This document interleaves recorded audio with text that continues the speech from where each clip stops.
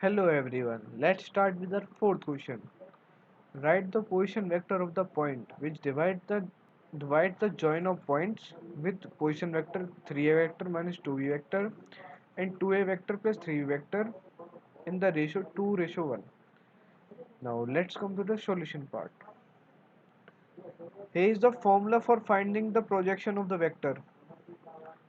Position of the vector, that is m oq vector plus n op vector divided by m and n, where m and n are the ratios that m is 2 and n is 1, and the op vector is 3a minus 2b vector and oq vector is 2a plus 3 vector.